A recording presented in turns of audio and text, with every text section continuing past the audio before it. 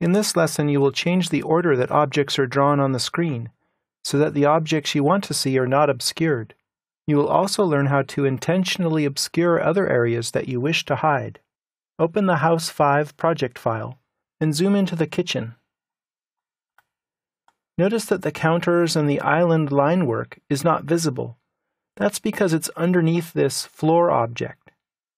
You can change the order that objects appear on screen using the Draw Order command. Type DR, and that's the command alias for Draw Order. Press Enter, and then select the floor. You might need to use a crossing window in order to select it. Because it is a hatch object, sometimes it can be tricky to select, so try different areas until it highlights. And then press Enter. Let's send this to the back. Click the Back option, and now all of the line work that was previously obscured now comes to the top, and we're able to see it. However, I notice over here that the stove is hard to see because the floor pattern goes all the way to the wall, and likewise the refrigerator has the same story. I'd like to obscure the floor in those areas. To do that, we will create a wipeout object that covers each one of these appliances. Go to the Annotate tab and click Wipeout here in the Markup panel. The command line says Specify First Point or Polyline. I'll use the Polyline option and click on this Refrigerator Polyline. Erase Polyline, yes or no? I'll say no. That creates a new wipeout object. We succeeded in obscuring both the floor and the original polyline representing the refrigerator, so that's not exactly my intention either.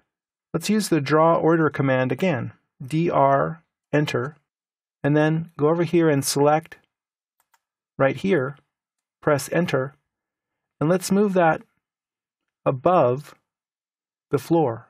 So click Above Objects, and then click the floor with a crossing window. Press Enter, and the rectangle representing the refrigerator is now riding on top of the wipeout object. And at the very bottom of the stack is the floor. Let's go over here and address the stove as well. I'll make another wipeout object, and this time I'll draw it manually. I'll click 4 points, snapping to the corners of the stove, and then press Enter. Again, the wipeout obscures the floor and the line work that represents the stove. Type DR Enter, select the wipeout, press Enter, and then move it under Objects. Select Under Objects, and then make a enclosing window that selects all of the line work of the stove. Press Enter, and there we have it. The floor is on the bottom, the wipeout is next, and the line work representing the stove is on top. Note that Draw Order doesn't change the three-dimensional coordinates of the objects. It merely changes the order that the objects are drawn in. In this video, you learned how to use the Draw Order and Wipeout commands to control which objects are visible and which are not in terms of object overlap.